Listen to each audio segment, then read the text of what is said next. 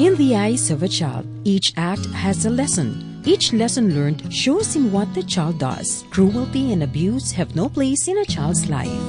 Article 19, or the child's right to protection from all forms of violence, state parties shall take all appropriate legislative, administrative, social, and educational measures to protect the child from all forms of physical or mental violence.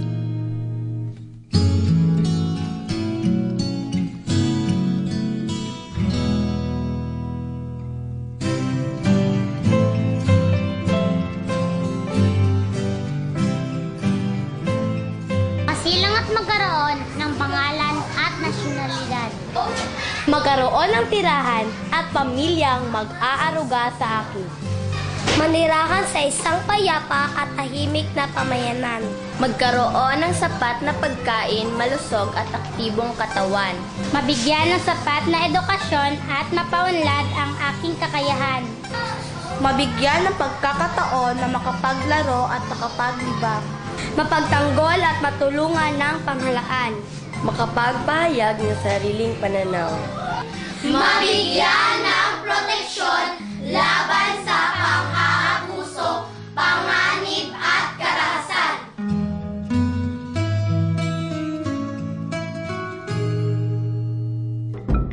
Results of a study commissioned by the United Nations Secretary-General in 2004 to 2006 on violence against children, or VAC, show that widespread abuses have been committed against children in schools, homes, communities, workplaces, and care institutions. The study prompted a call to widen public awareness and concerted action for the elimination of violence against children, or VAC.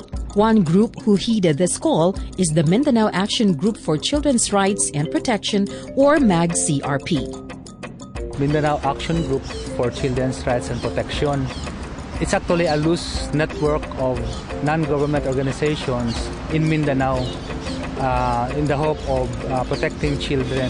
They were organizations who came together to discuss about the campaign on corporal punishment and to end violence against children in Mindanao.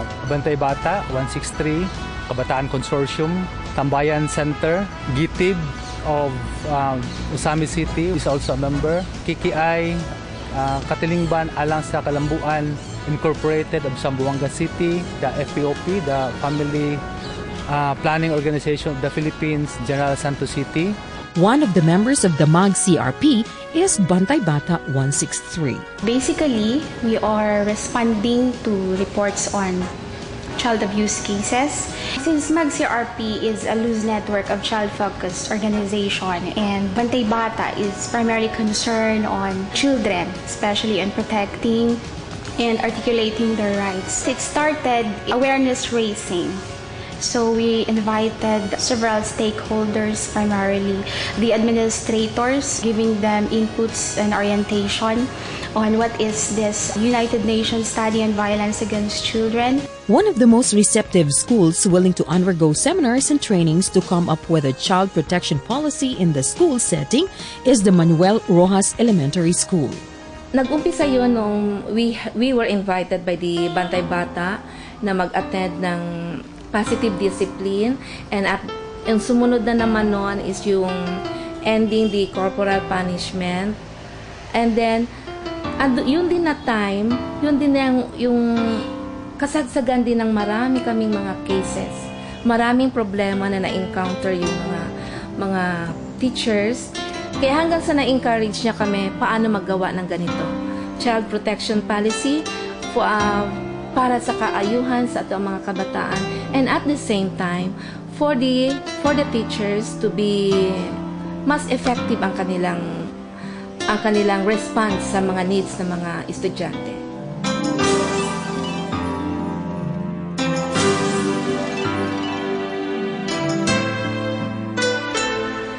Nag-umpisa kami doon sa asking the teachers on what are the frequent problems, para bang collaborative actions ng mga teachers.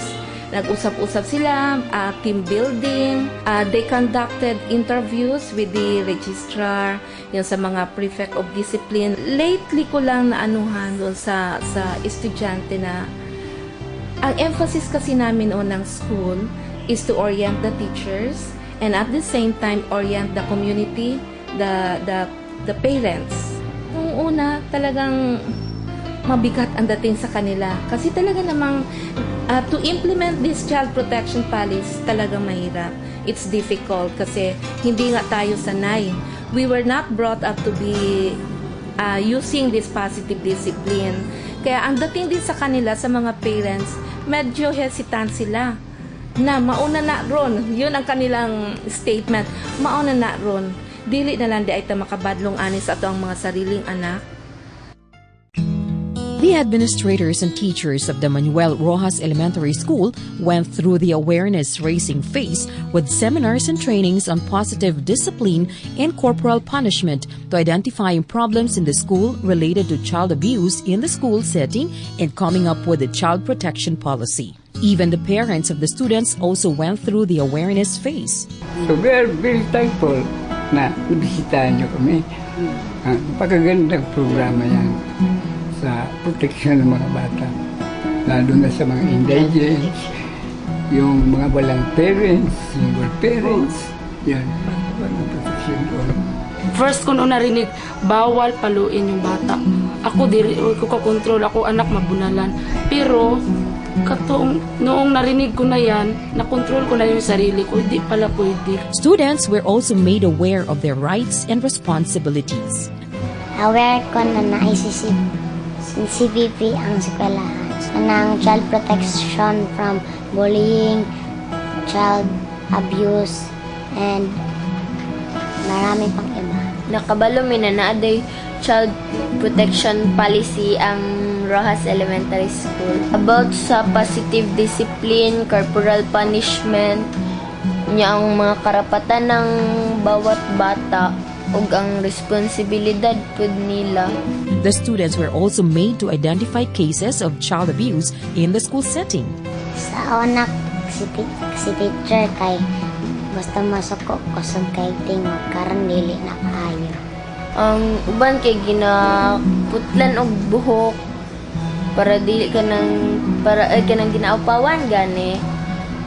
Nya karon kanang ginaistoryahan na lang na kaya magpalit na og shampoo para mawalang kuto. Mabantayan magna ko na kanang ginasungog nila nya magkukuray gani sila tungod sa pagsungog. After the teachers, parents, and students were made aware and the teachers have formulated their child protection policy, comes the formulation of the mechanism for child protection starting with the Bantay Bata 163. The supervisor of the Department of Education and the teachers. In Magsir RP, sometimes we have phone-in consultation. Quarterly, we have assessment as well to discuss how far we've gone through in responding to these child protection concerns and what else should be done or what recommendations that we can able to bring to the school or to the various institutions that we have worked with.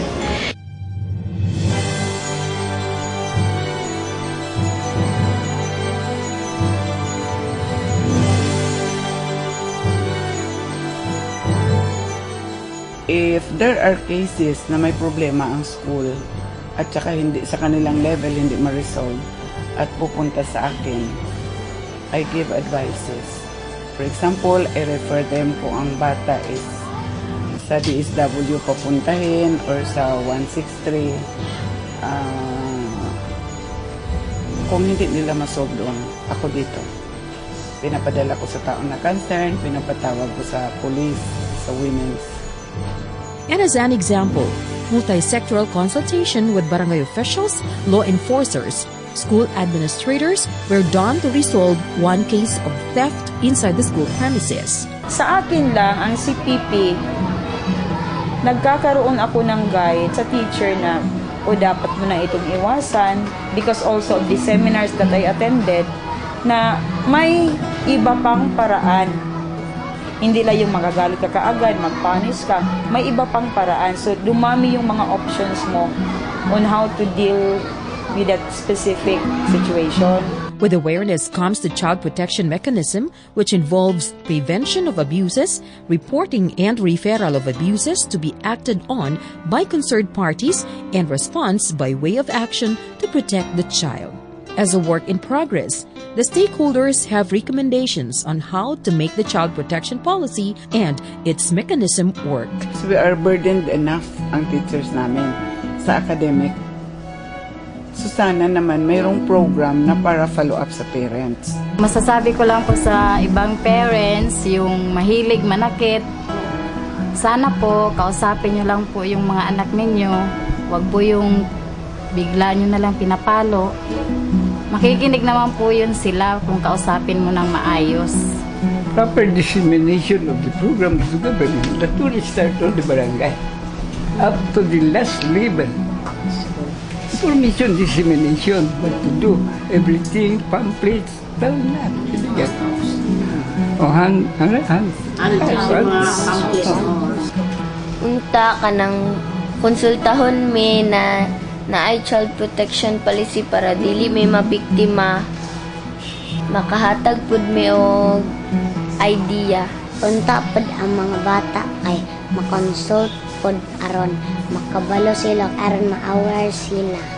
Ana, dili sila mong heart og lain og dili pod sila ma-heart. Kasi iba kasi ang feelings ng matanda sa bata. Ginarekomenda na ako na magkaroon CPP sa uban. As the movers for ending violence against children, the members of the MAG-CRP with the Save the Children have these to share.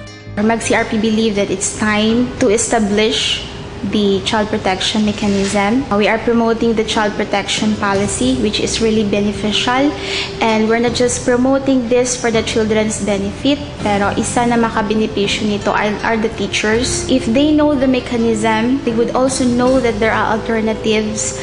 They will know kung saan magre-report at ano ang gagawin. All of us have the responsibility of the obligation as adults also to know kung ano ba yung ways, ano yung pamamaraan, kung saan magre-report, ano yung gagawin. Kasi kung walang magpo-protect sa children na ito, sino pa? Where our ultimate aim is to end all forms of violence against children and to stop corporal punishment and strengthen the positive discipline strategies. Laws and systems, that's what we are trying to push now, no?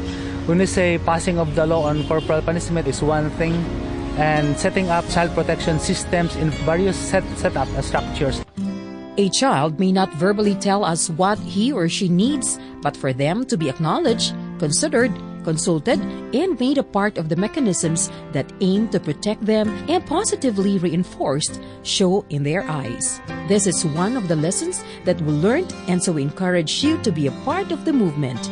Show the children that you care by implementing rules and guidelines for their protection. Set up reporting and referral mechanisms so that each child will live with are protected and cared. The future can be a better and gentler place when the leaders of tomorrow are loved today.